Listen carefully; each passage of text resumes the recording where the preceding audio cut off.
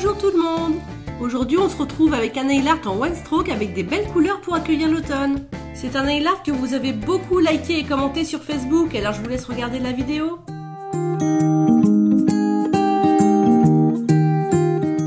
J'ai commencé par me faire une French de type dramatique avec le SI87 que j'ai posé entièrement sur mon annulaire. J'ai fait tout ça la veille pour que ça ait bien le temps de sécher et que je puisse le poncer.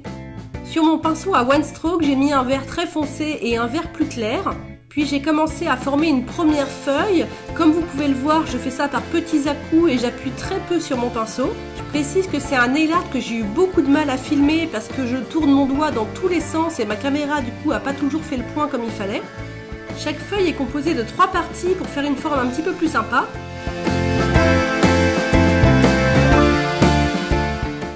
Donc pour former ces parties de feuilles, je fais une petite forme arrondie que je finis en pointe et je fais exactement la même chose dans l'autre sens. Comme dans tout one stroke, je fais 2 couches pour que les couleurs soient bien éclatantes et bien opaques. Si vous débutez en one stroke, je vous déconseille de commencer par ce motif. Je vous suggère d'aller voir la vidéo que je vous mets en annotation où j'explique tout bien en détail. Puis avec mon pinceau de détail et la peinture la plus claire des deux, je viens faire des nervures.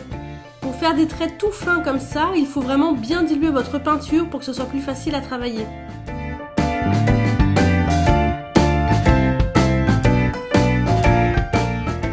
J'ai ensuite repris mon pinceau à one stroke sur lequel j'ai mis du rouge et du orange et j'ai formé une deuxième feuille superposée sur la première. Toujours en 2 couches pour que les couleurs ressortent bien.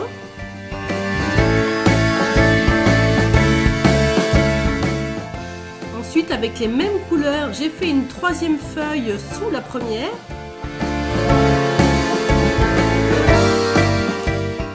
Et puis avec le pinceau de détail et le orange, je suis venue faire mes petites nervures.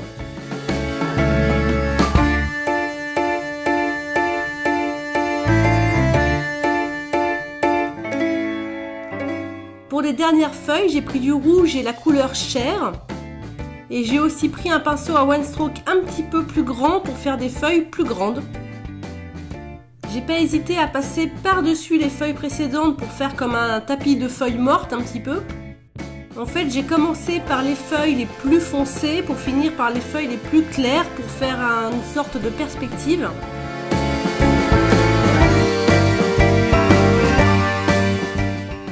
Puis j'ai fait un dernier petit bout de feuille, j'ai essayé de faire une composition avec des feuilles de plusieurs couleurs enchevêtrées les unes sur les autres.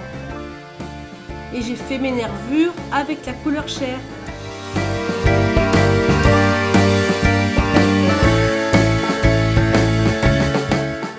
À certains endroits, j'ai mis un peu de peinture blanche ou de peinture vert clair pour faire ressortir un petit peu les feuilles. Et pour bien finir ma composition, j'ai fait des petites formes qui ressemblent à des petits spaghettis un petit peu.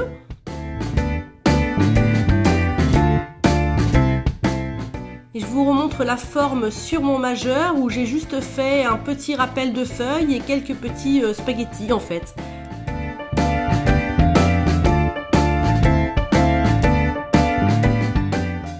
J'ai posé mon indispensable top coat pour faire briller et faire tenir mon nail art et c'est terminé. J'espère que vous avez aimé ce nail art et que vous allez tenter de le faire. Et en attendant, pensez à vous abonner à ma chaîne et à me suivre sur les réseaux sociaux. Et si vous avez envie de savoir comment j'ai fait ce water marble, je vous invite à cliquer sur la petite vidéo. Je vous dis à très bientôt pour un nouveau tuto.